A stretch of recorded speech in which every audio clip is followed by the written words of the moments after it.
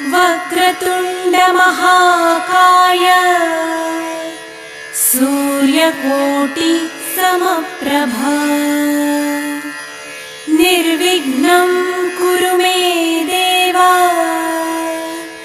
सर्वकार्येषु सर्वदा।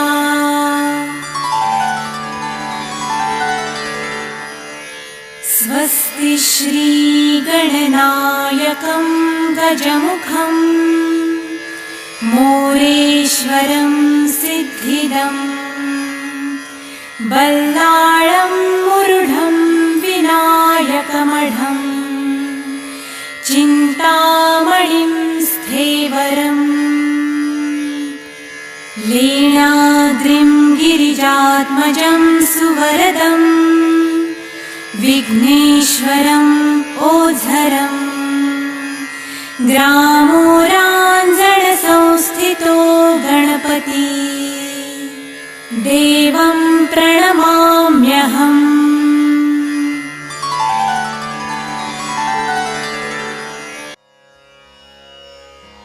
शुभं करोति कल्याणम् आरोग्यं धनसम्पदा शत्रुबुद्धिविनाशाय दीपज्योति नमोऽस्तुते। दिव्यादिव्यारे दीपत्कार कानी कुण्डलमोतिहार दिव्याला नमस्कार तिळाचे तेल कापसाची वात दिवा तेवे देवापाशी उजेड पडे विष्णूपाशी। माझा नमस्कार सर्व देव देवतांपाशी। ये ग लक्ष्मी बैस ग बाजे माझं घर तुला साजे। घरातली इडापिडा बाहेर जाऊ दे बाहेरची लक्ष्मी घरात येऊ दे। घरच्या सर्वांना उदंड आयुष्य सुख समाधान शांती लाभू दे। श्री गणपती स्तोत्र। प्रणम्य शिरसा देवं गौरीपुत्रं विनायकं भक्तावासं स्मरे नित्यं आयुक्कामार्थसिद्धये।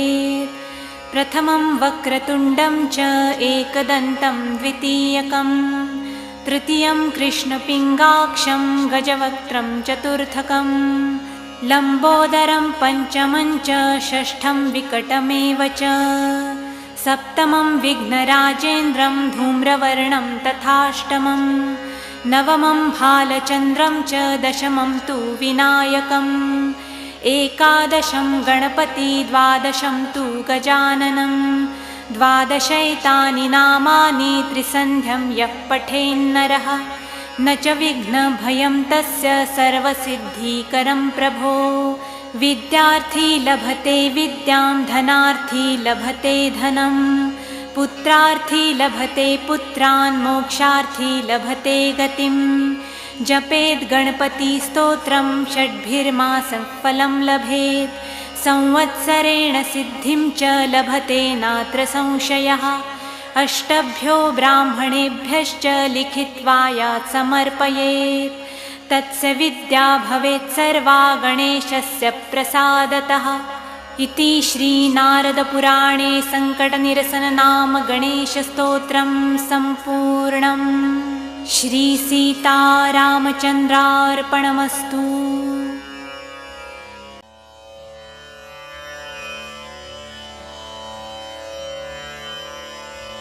श्रीगणेशाय नमः। अस्य श्रीरामरक्षास्तोत्रमन्त्रस्य बुधकौशिकऋषिः श्रीसीतारामचन्द्रो देवता। अनुष्टुप् छन्दः सीताशक्तिः श्रीमद्हनुमानकीलकं श्रीरामचन्द्रप्रीत्यर्थे। जपे विनियोगः अथ ध्यानं ध्यायेदाजानुबाहुं धृतशरधनुषं बद्धपद्मासनस्थं पीतं वासोवसानं नवकमलदलस्पर्धिनेत्रं प्रसन्नं वामाङ्कारूढसीता मुखकमलमिलल्लोचनं नीरदाभं नानालङ्कारदीप्तं दधतमुरुजटामण्डलं रामचन्द्रम् इति ध्यानम्। चरितं रघुनाथस्य शतकोटिप्रविस्तरम् एकैकमक्षरं पुंसां महापातकनाशनं ध्यात्वा नीलोत्पलश्यामं रामं राजीवलोचनं जानकीलक्ष्मणोपेतं जटामुकुटमण्डितं सासितूणधनुर्बाणं पाणिं नक्तं चरान्तकं स्वलीलया जगत्त्रातुम् आविर्भूतमजं विभुं रामरक्षां पठेत् प्राज्ञ पापग्नि सर्वकामदां शिरो मे राघवः पातु भालं दशरथात्मजः कौसल्येयो दृशौ पातु विश्वामित्रप्रियश्रुति घ्राणं पातु मखत्राता मुखं सौमित्रिवत्सलः जिह्वा विद्यानिधिः पातु कण्ठं भरतवन्दितः स्कन्धौ दिव्यायुधः पातु भुजौ भग्नेशकार्मुकः करौ सीतापतिः पातु हृदयं जामदग्नजित् मध्यं पातु खरध्वंसी नाभिं जाम्बवदाश्रयः सुग्रीवेशकटी पातु स्कत्थिनी हनुमत्प्रभु उरुरघूतमः पातु रक्षकुलविनाशकृत् जानुनी सेतुकृत् पातु जङ्घे दशमुखान्तकः पादौ विभीषणश्रीद पातु रामोऽखिलं वपु एतां रामबलोपेतां रक्षाय सुकृती पठेत् सचिरायु सुखी पुत्री विजयी विनयी भवेत् पातालभूतलौ व्योम चारिणश्छद्मचारिणः न द्रष्टुमपि शक्तास्ते रक्षितं रामनामभिः रामेति रामभद्रेति रामचन्द्रेति वा स्मरन् नरो न लिप्यते पापैर्भुक्तिं मुक्तिं च विन्दति जगज्जैत्रेकमन्त्रेण रामनाम्नाभिरक्षितं यः कण्ठे धारयेत् तस्य करस्था सर्वसिद्धयः वज्रपञ्जरनामेदं यो रामकवचं स्मरेत् अव्याहताज्ञ सर्वत्र लभते जयमङ्गलम् आदिष्टवान् यथा स्वप्ने राम रक्षामि मां हर तथा लिखितवान् प्रातः प्रबुद्धो बुधकौशिकः आरामकल्पवृक्षाणां विरामसकलापदाम् अभिरामस्त्रिलोकानां रामः श्रीमान् सनप्रभु तरुणौ रूपसम्पन्नौ सुकुमारौ महाबलौ पुण्डरीकविशालाक्षौ क्षीरकृष्णाजिनाम्बरौ फलमूलाशिनौ दान्तौ तापसौ ब्रह्मचारिणौ पुत्रौ दशरथस्यैतौ भ्रातरौ रामलक्ष्मणौ शरण्यौ सर्वसत्त्वानां श्रेष्ठौ सर्वधनुष्मतां रक्षकुलनिहन्तारौ त्रायेतां नो रघूत्तमौ आत्तसज्जधनुषा विशुस्पृशा वक्षयाशु गनिशङ्गसङ्गिनौ रक्षणाय मम रामलक्ष्मणावग्रतः पथि सदैव गच्छताम् सन्नस्थः कवची खड्गी चापबाणधरो युवा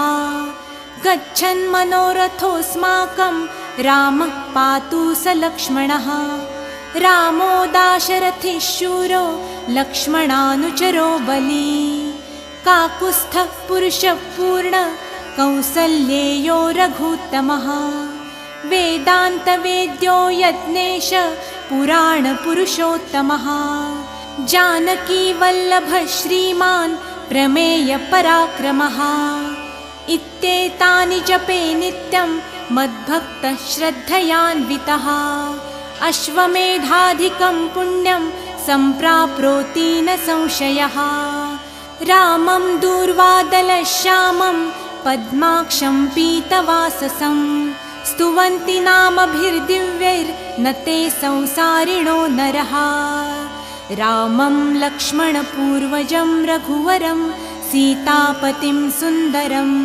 काकुत्स्थं करुणार्णवं गुणनिधिं विप्रप्रियं धार्मिकं राजेन्द्रं सत्यसन्धं दशरथतनयं श्यामलं शान्तमूर्तिं वन्दे लोकाभिरामं रघुकुलतिलकं राघवं रावणारिं रामाय रामभद्राय रामचन्द्राय वेधसे रघुनाथाय नाथाय सीतायाः पतये नमः श्रीराम राम रघुनन्दन राम राम श्रीराम राम भरताग्रज राम राम श्रीराम राम रणकर्कश राम राम श्रीराम राम शरणं भव राम राम श्रीरामचन्द्रचरणौ मनसा स्मरामि श्रीरामचन्द्रचरणौ वचसा गृह्णामि श्रीरामचन्द्रचरणौ शिरसा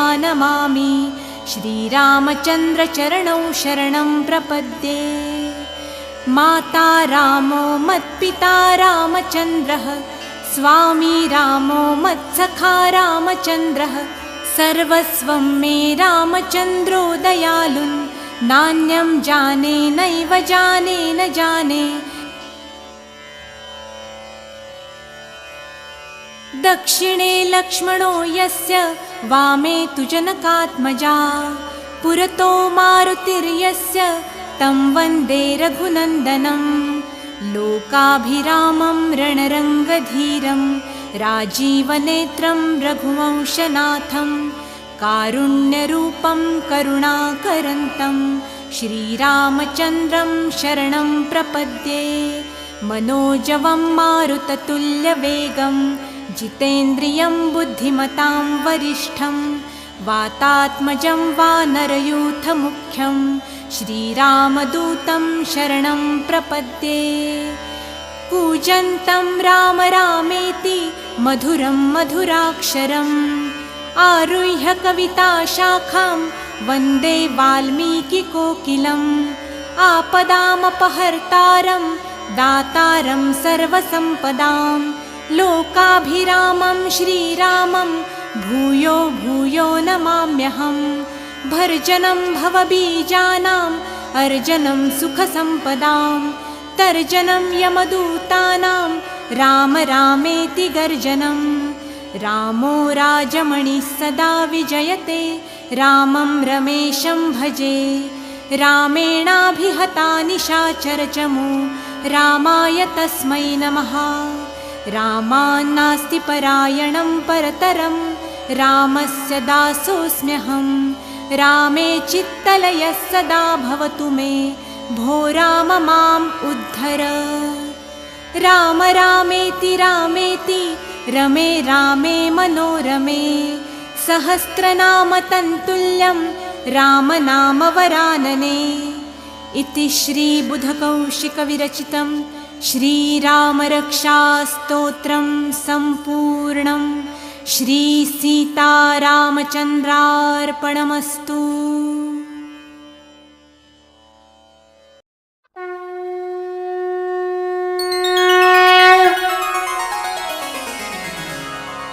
श्री मारुति स्तोत्र। श्री गणेशाय नमः।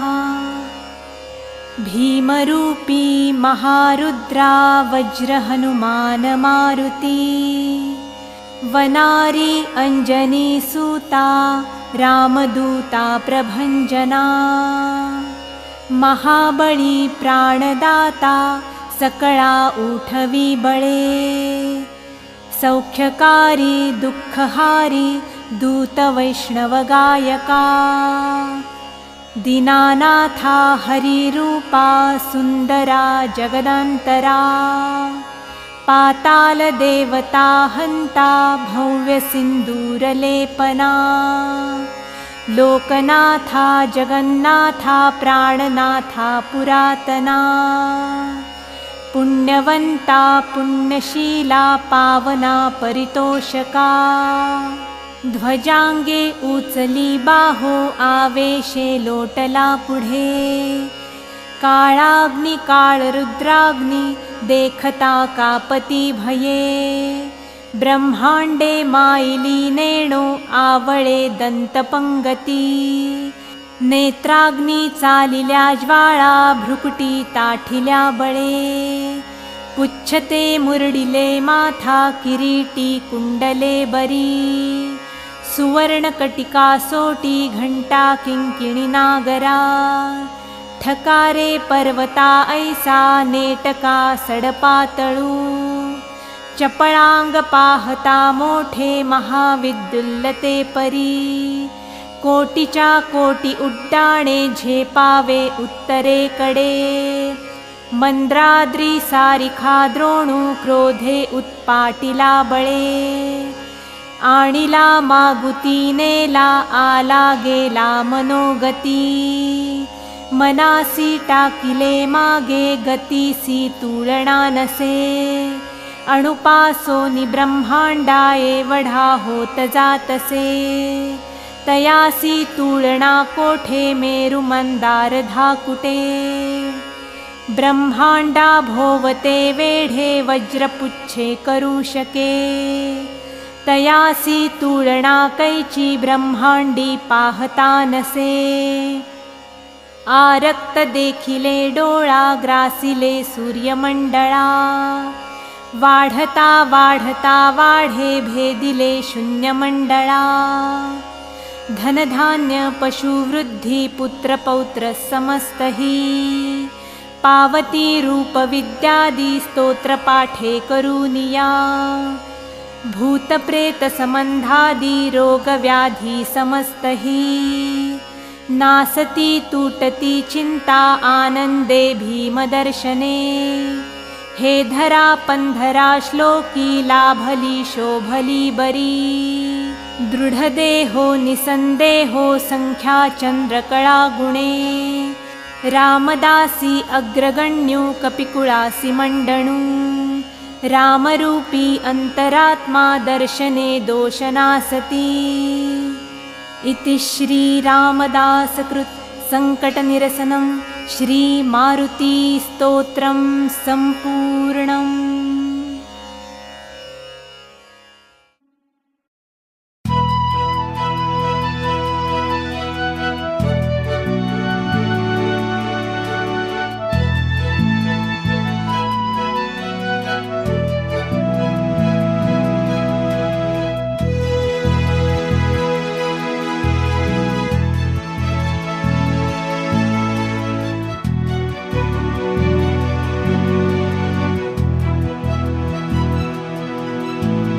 नमस्तेस्तु महामाये श्रीपीठे सुरपूजिते शङ्खचक्र गदाहस्ते महालक्ष्मी नमोऽस्तुते नमस्ते गरुडारूढे कोलासुरभयङ्करी सर्वपाप हरे देवी महालक्ष्मी नमोऽस्तुते महादेव्यै च विद्महे विष्णुपत्न्यै च धीमहि तन्नो लक्ष्मी प्रचोदयात्।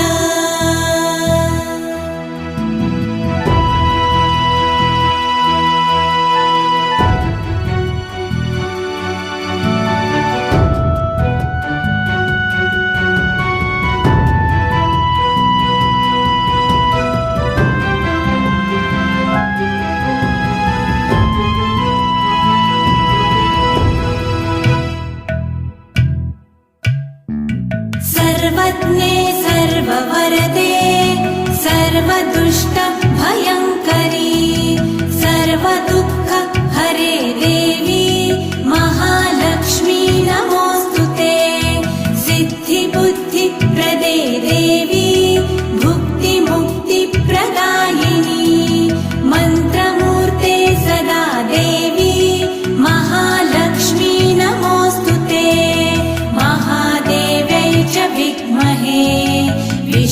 विष्णुपत्न्यै च धीमहि तन्नो लक्ष्मी प्रचोदयात्।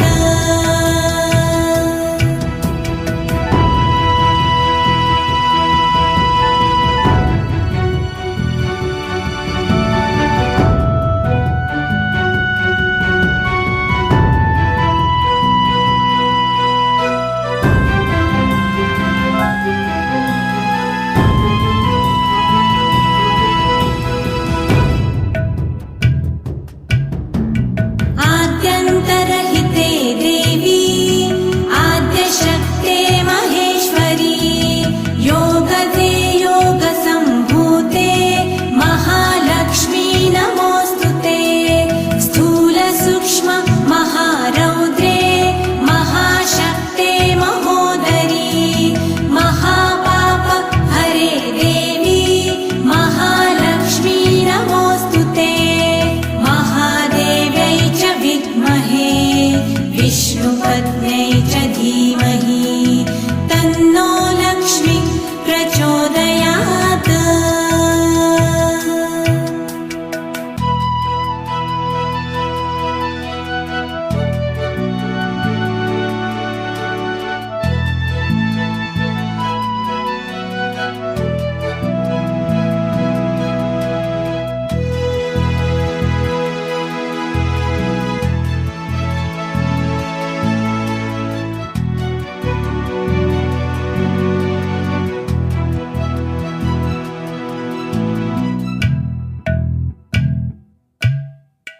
पद्मासनस्थिते देवी परब्रह्मस्वरूपिणी परमेशी जगन्मातर् महालक्ष्मी नमोऽस्तुते।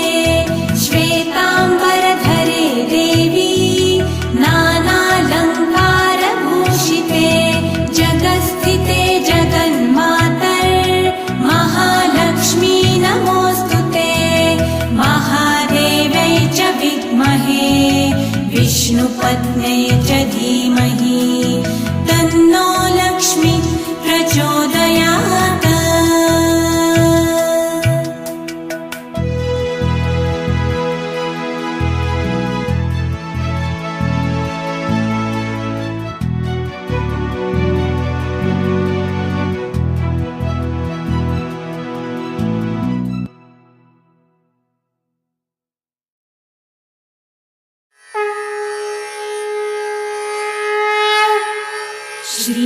श्रीपादराजं शरणं प्रपद्ये श्रीपादराजं शरणं प्रपद्ये श्रीपादराजं शरणं प्रपद्ये। श्रीमदनन्ता श्रीविभूषित परलक्ष्मी नरसिंहराजा जय विजयी भव दिग्विजयी भव श्रीमदखण्डा श्रीविजयी भव। श्रीविद्याधरी राधा सुरेखा श्रीराखीधर श्रीपादा जय विजयी भव दिग्विजयी भव श्रीमदखण्डा श्रीविजयी भव। माता सुमति वात्सल्यामृत परिपोषित जय श्रीपादा जय विजयी भव दिग्विजयी भव श्रीमदखण्डा श्रीविजयी भव। सत्य ऋषीश्वर दुहितानन्दन पापनायनुत श्रीपादा जय विजयी भव दिग्विजयी भव श्रीमदखण्डा श्रीविजयी भव। सवितृकाठक चयन पुण्य फल भारद्वाज ऋषिगोत्रा संभवा जय विजयी भव दिग्विजयी भव श्रीमदखण्डा श्रीविजयी भव। दोजौपाती देव लक्ष्मी गण संख्या बोधित श्रीपादा जय विजयी भव दिग्विजयी भव श्रीमदखण्डा श्रीविजयी भव। पुण्यरूपिणी राजमाम्बसुत गर्भ पुण्य फल संजाता जय विजयी भव दिग्विजयी भव भव श्रीमदखण्डा श्रीविजयी भव सुमती नन्दन नरहरि नन्दन दत्त देव प्रभु श्रीपादा जय विजयी भव दिग्विजयी भव श्रीमदखण्डा श्रीविजयी भव पीठिकापुर नित्यविहारा मधुमति दत्ता मङ्गलरूपा जय विजयी भव दिग्विजयी भव श्रीमदखण्डा श्रीविजयी भव पीठिकापुर नित्यविहारा मधुमति दत्ता मङ्गलरूपा जय विजयी भव दिग्विजयी भव श्रीमदखण्डा श्रीविजयी भव जय विजयी भव दिग्विजयी भव श्रीमदखण्डा श्रीविजयी भव जय विजयी भव दिग्विजयी भव श्रीमदखण्डा श्रीविजयी भव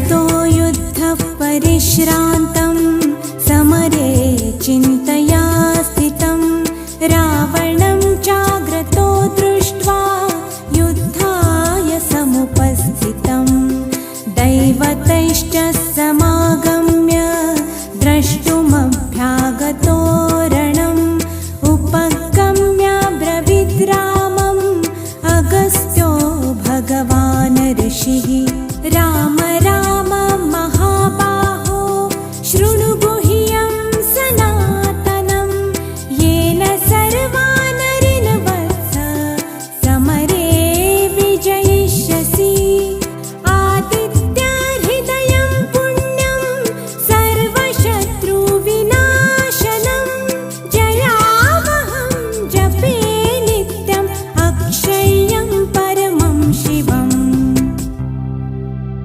सर्वमङ्गलमाङ्गल्यं सर्वपापप्रणाशनं चिन्ताशोकप्रशमनम् आयुर्वर्धनमुत्तमम्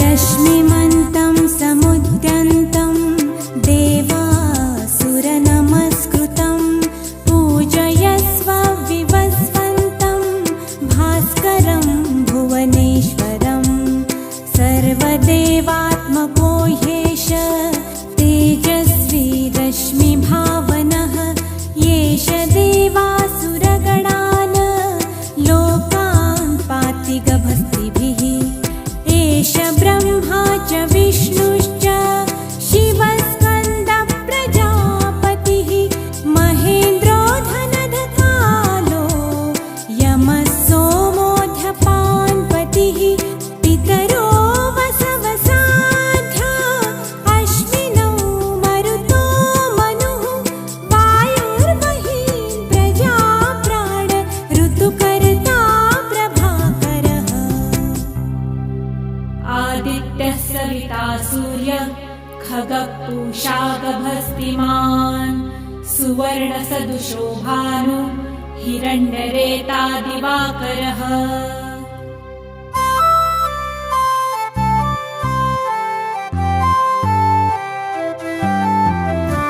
हरिदश्वः सहस्रार्चिः सप्त सप्तिर्मरीचिमान्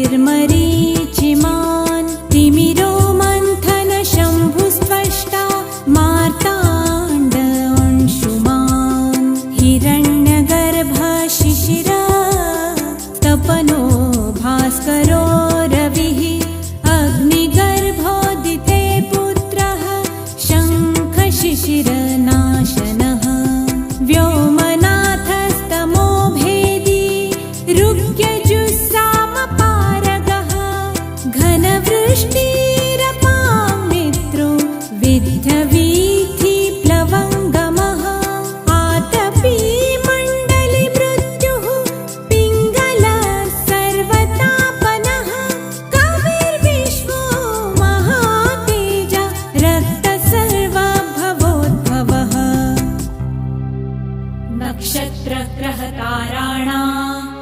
अधिपो विश्वभावनः तेजसामपि तेजस्वी द्वादशात्मन नमोऽस्तु ते।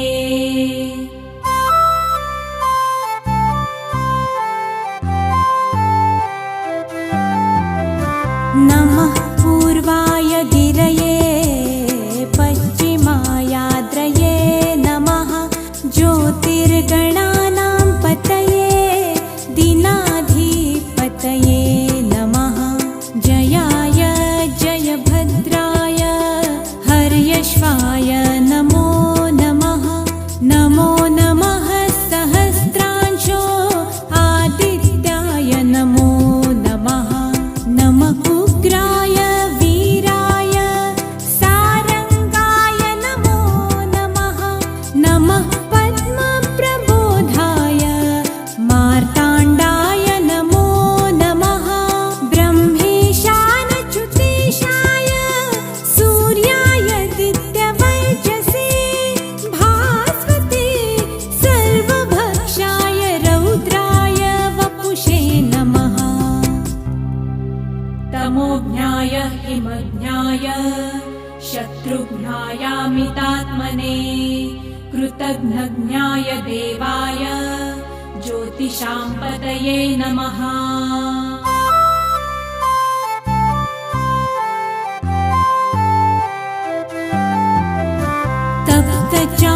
तप्तचामीकराभाय वनये विश्वकर्मणे नमस्तमोभिनिघ्नाय ऋचये लोकसाक्षिणे। नाशयत्येष वैभूतं तदैव सृजति प्रभुः पायतेष तपत्येष वर्षतेष गभस्तिभिः। एष सुप्तेषु जागर्ति भूतेषु परिनिष्ठितः येष एवाग्निहोत्रं च फलं चैवाग्निहोत्रिणां वेदाश्च क्रतवश्चैव क्रतूनां फलमेव च यानि कृत्यानि लोकेषु सर्वयेषु रविप्रभुः। एनमापत्सु कृच्छेषु कान्तारेषु भयेषु च कीर्तयन् पुरुषः कश्चिन् नावसीदति राघव।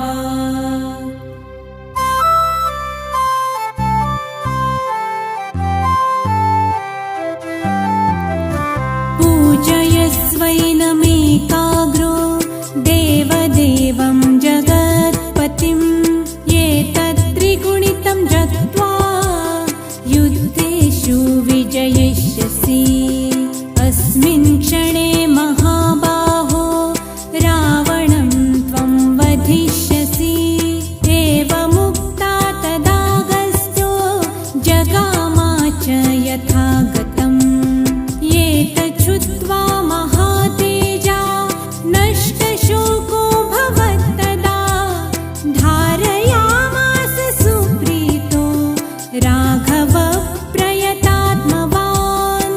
आदित्यं प्रेक्ष्य जत्वा तु परं हर्षमवाप्तवान्। त्रिराजन्यश्चुचिर्भूत्वा धनुरादाय वीर्यवान्।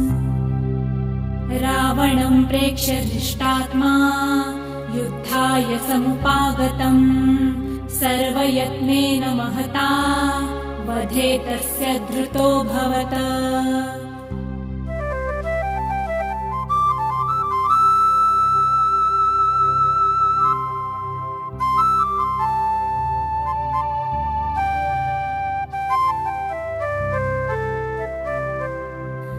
अथ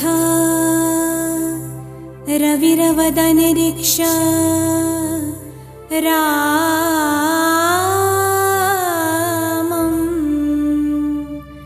मुदितमनाः परमं प्रहस्यमानः। निशिचरपति समक्षं विदित्वा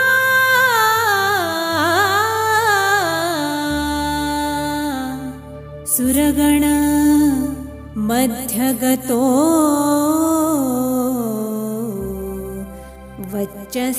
वच्चस्त्वरेति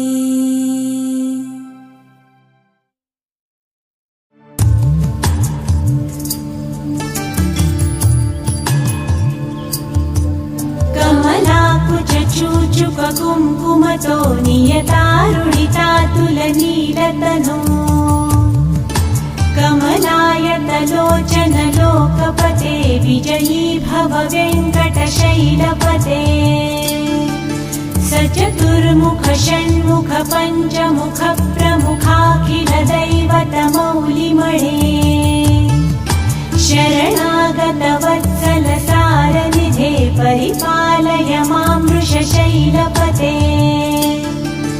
अतिवेलतया तव दुर्विषहैरनुवेलकृतैरपराधशतैः भरितं परितं वृषशैलपते परया कृपया परिपाहि हरे अधिवेङ्कटशैलमुदारमते जनताभिमताधिकदानरता परदेवतया गदितान्निगमैः कमलादयितान्न परं कलये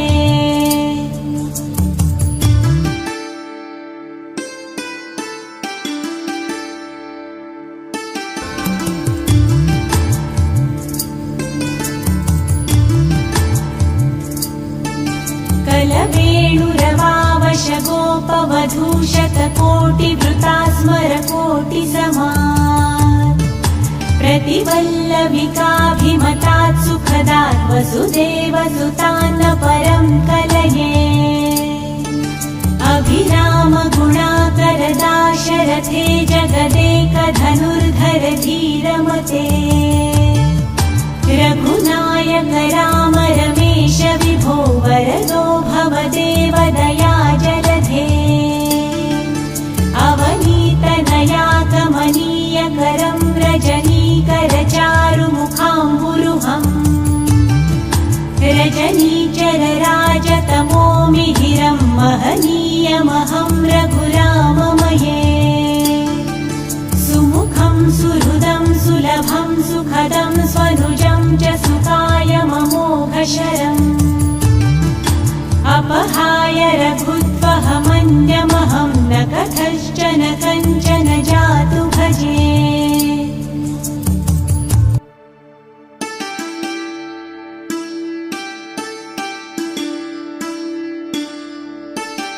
विना वेङ्कटेशं ननाथो ननाथः सदा वेङ्कटेशं स्मरामि स्मरामि हरे वेङ्कटेश प्रसीद प्रसीद प्रियं वेङ्कटेश प्रयच्छ प्रयच्छ विना वेङ्कटेशं ननाथो ननाथ सदा वेङ्कटेशं स्मरामि स्मरामि हरे वेङ्कटेश प्रसीद प्रसीद प्रियं वेङ्कटेश प्रयच्छ प्रयच्छ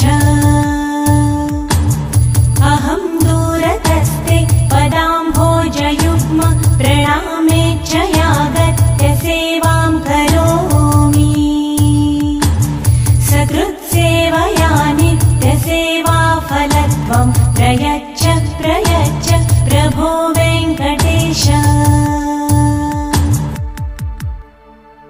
अज्ञानिना मया दोषान् शेषान् विहितान् हरे क्षमस्वत्वं क्षमस्वत्वं शेषशैलशिखामणे अज्ञानिना मया दोषान् शेषान् विहितान् हरे क्षमस्वत्वं क्षमस्वत्वं शेषशैलशिखामणे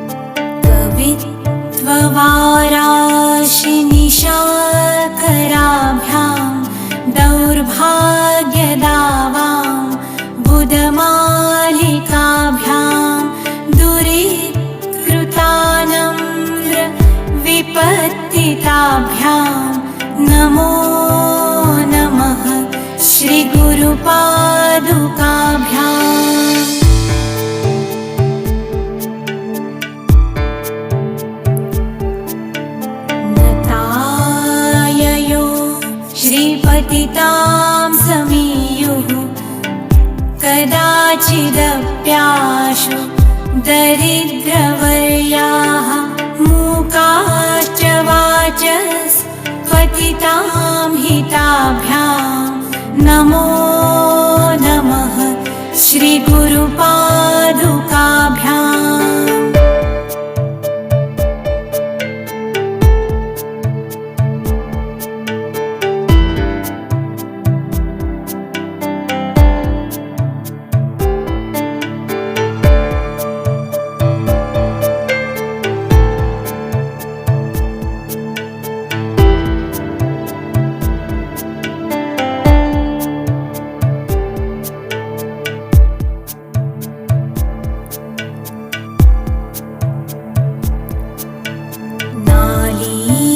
नालीकनिकाश पदार्थाभ्यां नानाविमोहादि निवारिकाभ्यां नमज्जनाभीष्ट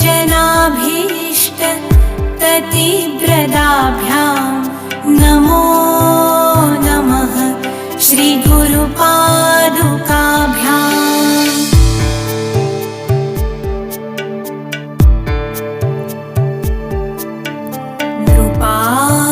मौली व्रजरत्नकान्ति सरिद्विराज झषकन्यकाभ्यां नृपत्वदाभ्यां नतलोकपङ्क्तेः नमो नमः श्रीगुरुपादुकाभ्याम्।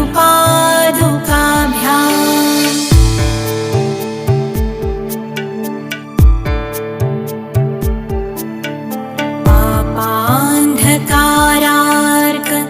परम्पराभ्यां पापत्रयाहीन्द्र खगेश्वराभ्यां जाड्याब्धिसंशोषणवाडवाभ्यां नमो नमः श्रीगुरुपादुकाभ्याम्।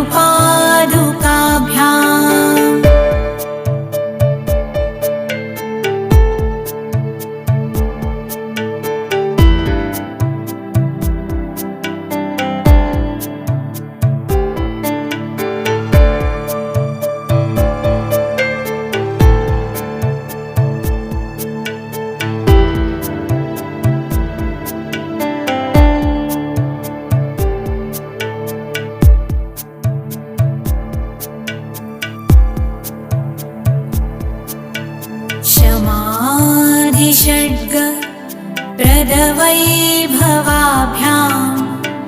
समाधिदान व्रतदीक्षिताभ्यां रमाधवाङ्घ्रि स्थिरभक्तिदाभ्यां नमो नमः श्रीगुरुपादुकाभ्याम्।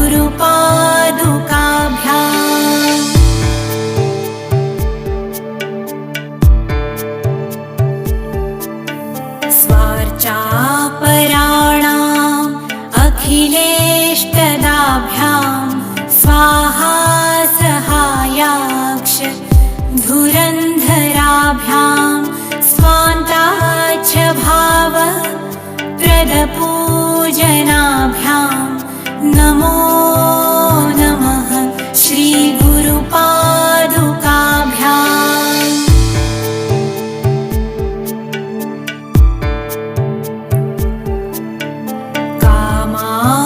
सर्प व्रजगारुडाभ्यां विवेकवैराग्य निधिप्रदाभ्यां बोधप्रदाभ्यां धृतमोक्षदाभ्यां नमो नमः श्रीगुरुपादुकाभ्यां बोधप्रदाभ्यां धृतमोक्षदाभ्यां नमो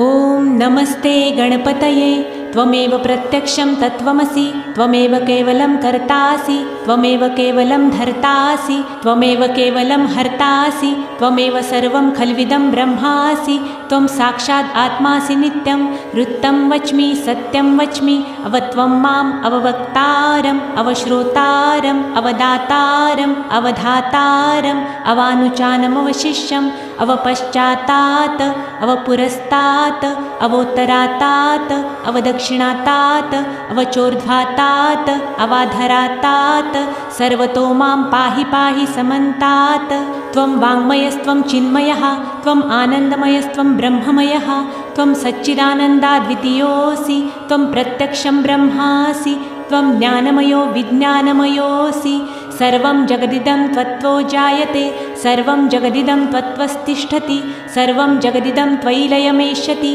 सर्वं जगदिदं त्वयि प्रत्येति त्वं भूमिरापो नलो निलो नभः त्वं चत्वारि वाक्पदानि त्वं गुणत्रयातीतः त्वं देहत्रयातीतः त्वं कालत्रयातीतः त्वं मूलाधारस्थितोऽसि नित्यं त्वं शक्तित्रयात्मकः त्वां योगिनो ध्यायन्ति नित्यं त्वं ब्रह्मास्त्वं विष्णुस्त्वं रुद्रस्त्वम् इन्द्रस्त्वम् अग्निस्त्वं वायुस्त्वं सूर्यस्त्वं चन्द्रमास्त्वं ब्रह्मभूर्भुवस्वरोम गणादिं पूर्वमुच्चार्यं वर्णादिं तदनन्तरम् अनुस्वारः परतरः अर्धेन्दुलसितं तारेण रुद्धम् एतत्तव मनुस्वरूपं गकारः पूर्वरूपम् अकारो मध्यमरूपम् अनुस्वारश्चान्त्यरूपं बिन्दुरुत्तररूपं नादसन्धानं संहितासन्धिः सैषा गणेशविद्या गणकऋषिः निच्छ्रुतगायत्री छन्दः गणपतिर्देवता ॐ गं गणपतये नमः एकदन्ताय विद्महे वक्रतुण्डाय धीमहि तन्नो दन्तिः प्रचोदयात् एकदन्तं चतुर्हस्तं पाशमङ्कुशधारिणं रदं च वरदं हस्तैर्बिभ्राणं मूषकध्वजं रक्तं लम्बोदरं शूर्पकर्णकं रक्तवाससं रक्तगन्धानुलिप्ताङ्गं रक्तपुष्पैः सुपूजितं भक्तानुकम्पिनदेवं जगत्कारणमच्युतम् आविर्भूतं च सृष्टादौ प्रकृतेः पुरुषात् परम् एवं ध्यायति यो नित्यं स योगी योगिनां वरः नमो व्रातपतये नमो गणपतये नमः प्रमथपतये नमस्तेस्तु लम्बोदराय एकदन्ताय विघ्ननाशिने शिवसूताय श्रीवरदमूर्तये नमः। आता विश्वात्मके देवे येणे वाग्यज्ञे तोषावे तोषोनी मजद्यावे पसायदानहे जे खळांची व्यंकटी सांडो तया सत्कर्मी रतिवाढो भूता परस्परे पडो मैत्र जीवाचे दुरितांचे तिमिर जावो विश्वस्वधर्म सूर्ये पाहो जो जे वांछील तो तेलाहो प्राणिजात वर्षत सकळ मंडळी ईश्वरनिष्ठांची मांदियाळी अनवरत भूमंडळी भेट तुया भूता चला कल्पतरूंचे आरव चेतना चिंतामणींचे गाव बोलते जे अर्णव पियुषाचे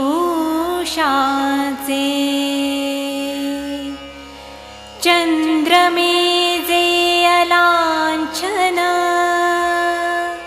मार्तंड जे तापहीन ते सर्वाहीन राही सदा सज्जन सोय रे हो तू किं बहुना सर्व सुखी पूर्ण होवुनी तिही लोकी भजिजो आदि पुरुखी अखंडित आणि ग्रंथोपजीविये विशेषी लोकीये दृष्टादृष्ट विजये होवावेजी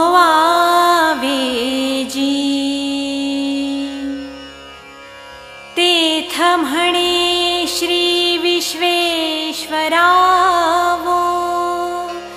हा होईल दान पसावो येणे वरे ज्ञान देवो सुखिया झाला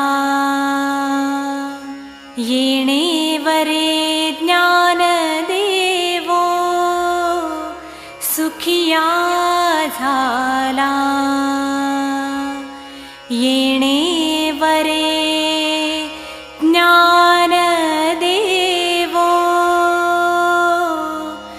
सुखिया झाला।